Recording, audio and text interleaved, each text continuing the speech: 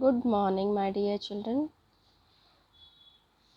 Lesson 16, Water, a Precious Resource, Part 3. Today we have reached to the last part of this chapter.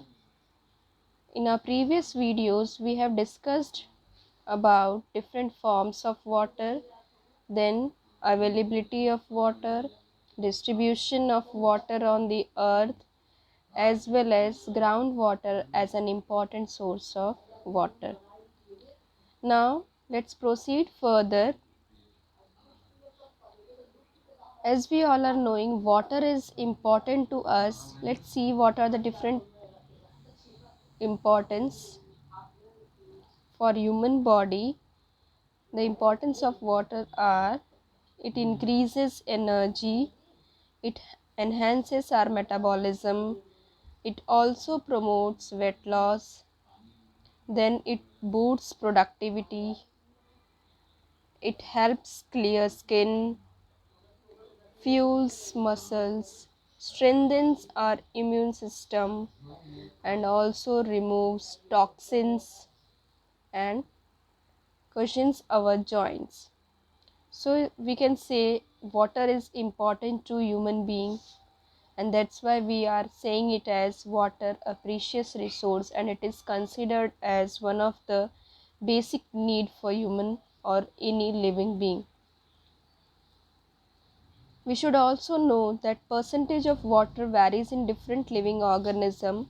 Like trees, they are having 60% water.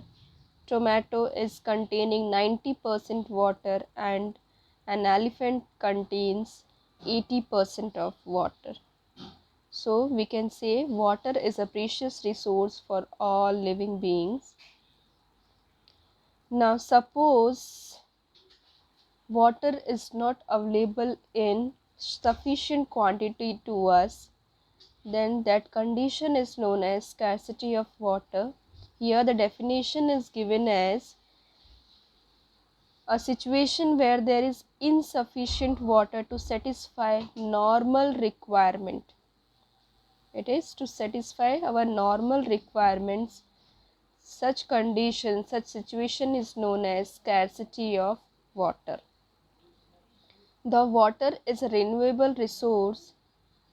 We have seen it in a previous video of water table that it is a renewable resource, but the factors which are affecting the scarcity of water are increasing population, increasing number of industries, agricultural activities, and also deforestation.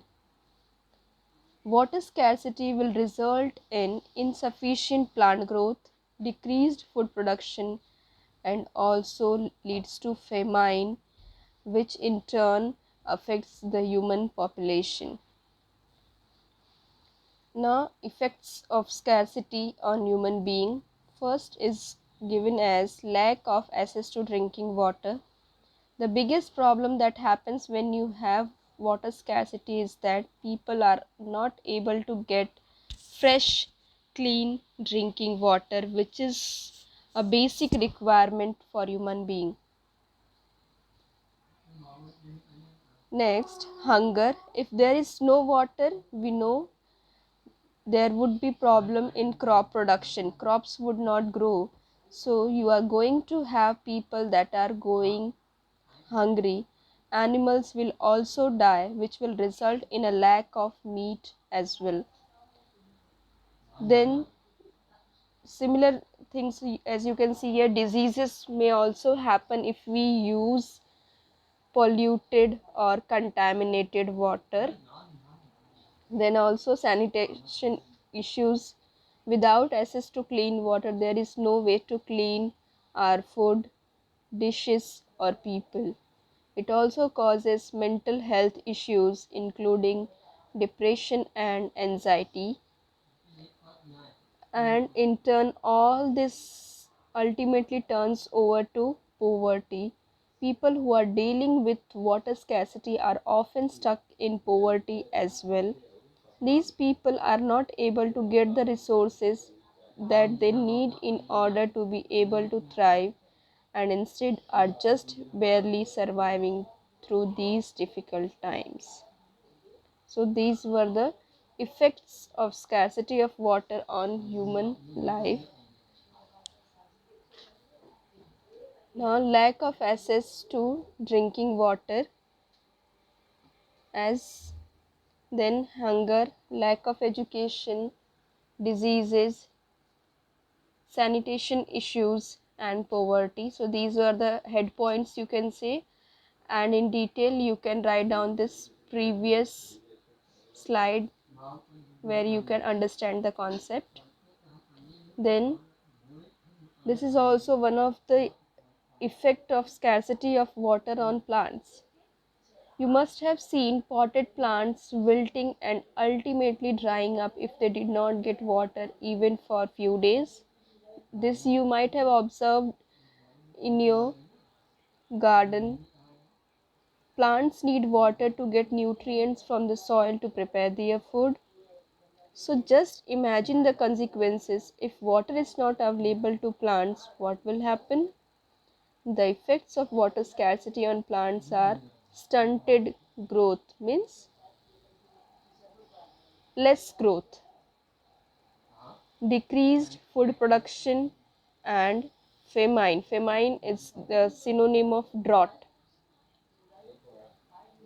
Now, as we have seen that water scarcity can affect almost every kind of living being, so there should be in our mind that we should manage our water, we should conserve our water and use the water in such a way that it should be available to us in our future generation. So that system is known as water management, using water judiciously so that it can be used for further generation, that is called water management. Most of the water that we get as rainfall just flows away. The rainwater can be used to recharge the groundwater. This is one of the method that it can be used to recharge the groundwater. This is referred to as water harvesting or rainwater harvesting. I hope this you have learnt in your previous class, rainwater harvesting method. So that method can be used to recharge groundwater. Many places in India, an age-old practice of water storage and water recharge like the Bawris. Bawri was one of the traditional way of collecting water. This also you have learned in your previous classes. It came in your 5th standard as well as in 6th standard. The Bawris are also used today. There was the time when people forgot the importance of Bawris. Now, again, they are reminding it of and using the Bawris.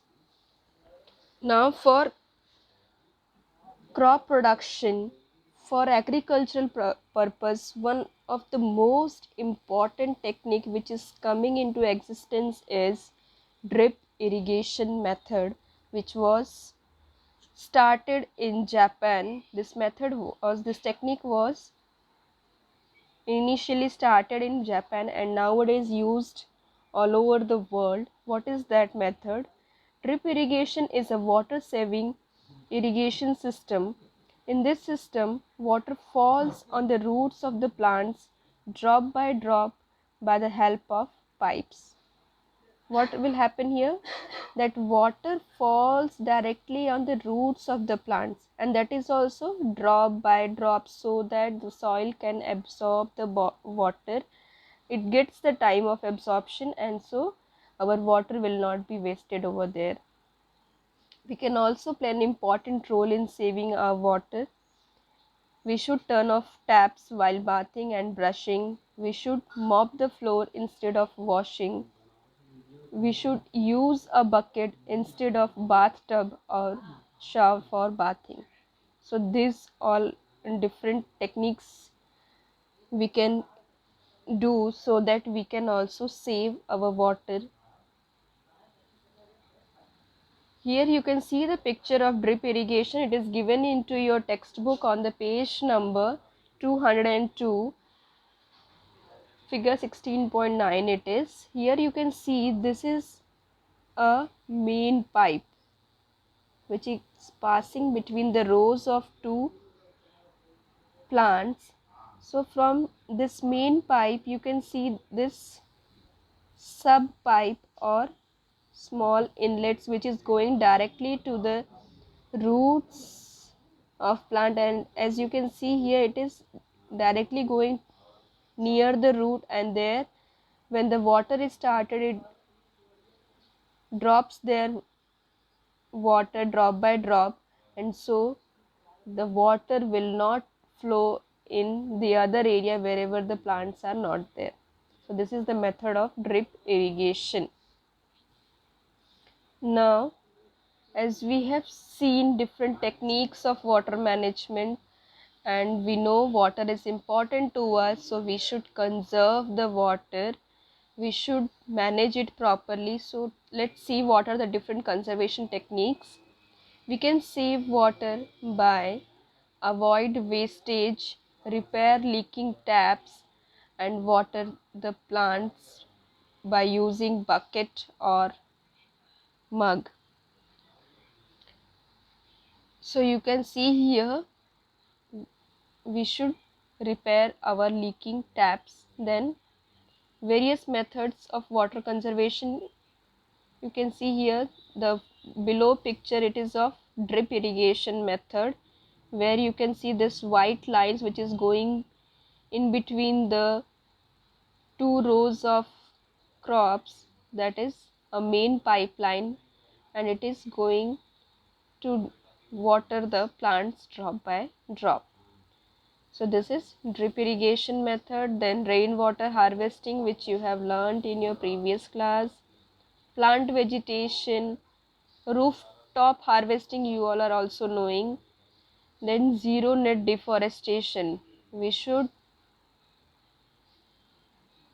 conserve our forest, protect our forest, and avoid deforestation, so that if forest will be there, if plants and trees will be there, good amount of rainfall we will receive and our groundwater will be recharged. Water saving practices are given below, like household can save water by promptly fixing leaks, means wherever the leakage is there that can be fixed and water can be conserved. Recycling of water is very important, like you can use the water which is used for washing your vegetables and fruits, that water can be used for watering the plants in your house by improving the fields. And then rainwater harvesting, this picture is of rainwater harvesting which you have learnt in your previous class also. Now, how the wastage can be reduced. These some of the techniques you can see here, like this picture you can see turn off the water while soaping hands and brushing teeth, turn off the sink faucet while scrubbing the dishes and pots, use a low flow shower head, and instead I'll say we should use a bucket and mug for washing or bathing. We should not use the showers. Then use a shut off nozzle on your hose. Use plants that require less water. Take shorter showers for 5 minutes or less is best. Water your yard and outdoor plants early or late in the day to reduce evaporation, means in the morning or in the evening we should water our plants. If we will water the plants during daytime or in the afternoon, the rate of evaporation will be high, so most of the water will be evaporated and that water will not be used by the plants.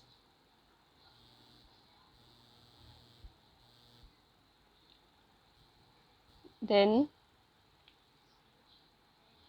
so this was about what role you can play as well as how we can conserve the water by adopting different techniques, different methods at home as well as outside the home.